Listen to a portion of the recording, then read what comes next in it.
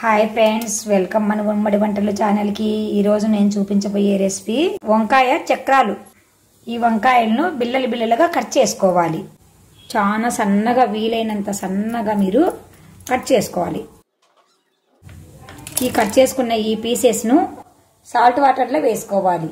Salt water లో వేసుకొని ఒక 5 మినిట్స్ పెట్టుకుంటే మనము అంతకు లోపల వంకాయకు కావలసిన మసాలాను రెడీ చేసుకుందాం. కొద్దిగా శనగపిండి ఒక ప్లేట్లో వేసుకొని, కొద్దిగా కార్న్ ఫ్లోర్, 2 స్పూన్లు శనగపిండి వేస్తే 1 స్పూన్ కార్న్ ఫ్లోర్, కొద్దిగా గరం మసాలా, తగినంత సాల్ట్ వేసుకోండి. సాల్ట్ వాటర్లో వంకాయ ముక్కలు వేసుకున్నాం కదా, దీంట్లో కొంచెం తగ్గించుకొని వేసుకోండి. కారం పొడి. ఈ పొళ్ళన్నీ బాగా ఇలా కలుపుకోవాలి. చేత్తోనే కలుపుకోవాలి, స్పూన్లతో కలిపితే కలవదు. కొద్దిగా పసుపు వేస్తున్నాను.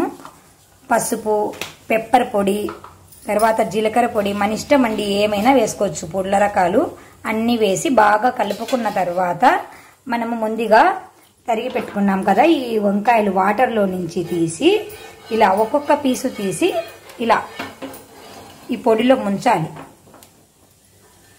స్టవ్ పైన దోసపెన్నం పెట్టుకున్నా నేను. ఇట్లా ఒక్కొక్కటి పేర్చుకోవాలి. పొడిలో ముంచిన తర్వాత విడివిడిగా అన్ని పేర్చుకోవాలి. పెన్నం నిండా ఇలా అన్ని పేర్చుకుంటూ ఉండాలి. కొంచెం ఆయిల్ వేసుకోవాలి. ఒకవైపు కాలాక మళ్ళీ ఇంకొక వైపుకు టర్న్ చేసుకోవాలి. ఇవి తక్కువ మంట మీదనే కాల్చుకోవాలి, ఎందుకంటే వంకాయ మగ్గాలి కదా, అందుకని.